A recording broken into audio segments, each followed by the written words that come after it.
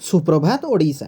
नमस्कार बंधुगण, आपण को आम यूट्यूब चैनल पॉलिटिकल आडारे स्वागत। टॉप न्यूज गुड़िक जानापी भिडटी को शेष पर्यंत देखंतु। 7 दिन वज्रपात सह कुआपथर वर्षार संभावना। दिन में ताती राति वर्षा। दिनर सर्वोच्च तापमात्रा 2 दिन में 40 डिग्री छुईपे। राज्य में वर्तमान दिनर तापमात्रा 38 डिग्री उपरे। झारसुगुड़ा, टिटलागढ़, संबलपुर, सुंदरगढ़ में 40 डिग्री छुईपे तापमात्रा। यह घूर्णिबलय प्रभाव में राज्य में 7 दिन वज्रपात सह कुआपथर वर्षार संभावना रही। मयूरभंज, सुंदरगढ़, केन्दुझर, बालेश्वर में झड़ा वर्षार संभावना रही। 50 ରୁ 60 किलोमीटर बेगर पवन बहीपे। घूर्णिबलय प्रभाव में राज्यर 7 दिन वज्रपात सह कुआपथर वर्षा संभावना देइछि पाणीपाग विभाग। ओडिशा और ता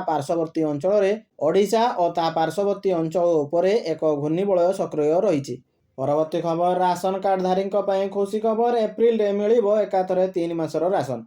देशर लक्ष लक्ष राशन कार्ड धारी आसी एक बड़ खबर। बढ़ुवा मुद्रास्फीति और घर व्ययर चाप को दृष्टि रखी सरकार एक जनहितकर निष्पत्ति नहीं। नुआ व्यवस्था अनुसार योग्य हिताधिकारी माने एप्रिल मासरे ही आगामी 3 मास एप्रिल, मे और जून पाई राशन एका साथी पाइपर। यह पदक्षेप मुख्य उद्देश्य होची सरकारी राशन बंटन प्रणाली को सरल और सुविधाजनक करने।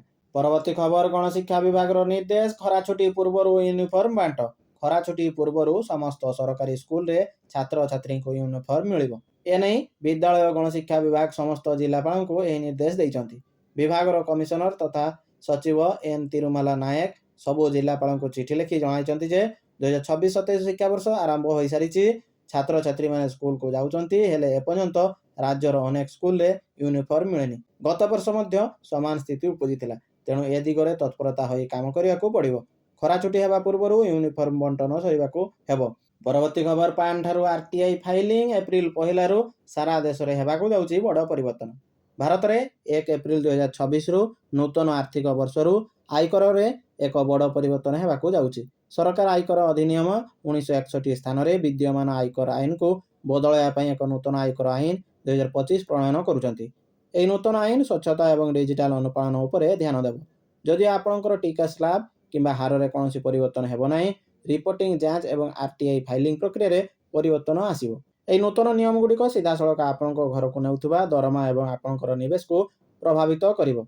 परवर्ती खबर, मुख्यमंत्री उच्च स्तरीय बैठक। कृत्रिम अभाव सृष्टि करुवा असाधु व्यवसायी उपरे दृढ़ कार्यानुष्ठान पाई निर्देश। लोकसभा भवन ठारे मुख्यमंत्री मोहन चरण माझी एक उच्च स्तरीय बैठक रे पश्चिम एशिया रे युद्ध पाई देश तथा राज्य रे सृष्टि होइथिबा विभिन्न द्रव्यर कृत्रिम अभाव जनित समस्यार मुकाबिला पाई राज्य सरकारक पक्षरु निया जाउथवा पदक्षेप संपर्क में समीक्षा करिसंती। जियोव्यापी चढ़ाऊ करी असाधु व्यवसायी उपरे दृढ़ कार्यानुष्ठान नेबा पाई मुख्यमंत्री निर्देश देइसंती। परवर्ती खबर, देश में लागिबाकू जाउची कि लॉकडाउन, जवाब देले केंद्र सरकार। ईरान रे युद्ध जोगु भारत में लॉकडाउन हेबा नै गुजब हेउची। एहा मध्यरे सरकार एहार सत्यासत्य संपर्क में सूचना देइसंती। केंद्र पेट्रोलियम मंत्री हरदीप सिंह पुरी कहिसंती जे लॉकडाउन हेबार गुजब संपूर्ण भित्तिहीन। से जोर देई कहिसंती, मु स्पष्ट भाव में कहवाकू चाहूची जे एपरी कौनसी प्रस्ताव भारत सरकार निकट में विचाराधीन नहीं। गत किछि दिन हेब सोशल मीडिया रे देशव्यापी लॉकडाउन लागू हेबा नै मिथ्या खबर प्रसारित हेउतला। परवर्ती खबर, कमिबो पेट्रोल डीजेल दर। एक्साइज ड्यूटी ह्रास, डीजेल उपरे सीधा 10 टंका कमिला।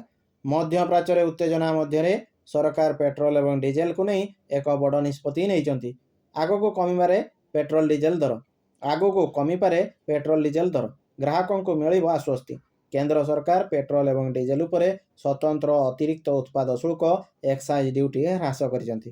पेट्रोल उपरे उत्पाद शुल्क प्रति लिटर 13 टंका ह्रास करी 3 टंका करा जायछि। सेहीपरि डीजेल उपरे उत्पाद शुल्क प्रति लिटर 10 टंका ह्रास करी 0 करा जायछि। सरकारक एही निष्पत्ति द्वारा आगामी दिन में पेट्रोल एवं डीजेल मूल्य ह्रास पाइबार आशा करा जाउछि।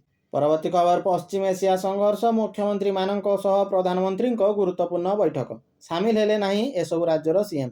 पश्चिम एशिया रे सृष्टि होइतिबा युद्ध परिस्थिति एवं एहार विश्वस्तरीय प्रभाव को दृष्टि रखी प्रधानमंत्री नरेंद्र मोदी एने वीडियो कॉन्फ्रेंसिंग माध्यम रे विभिन्न राज्यर मुख्यमंत्री मानक सह आलोचना करिसेंती। ईरान इजराइल मध्य जारी रहितबा संघर्ष जोगु देशर आभ्यंतरण सुरक्षा एवं शक्ति जोगाण उपरे पड़ुतबा प्रभावर समीक्षा करिबा एही बैठकर मुख्य उद्देश्य थिला।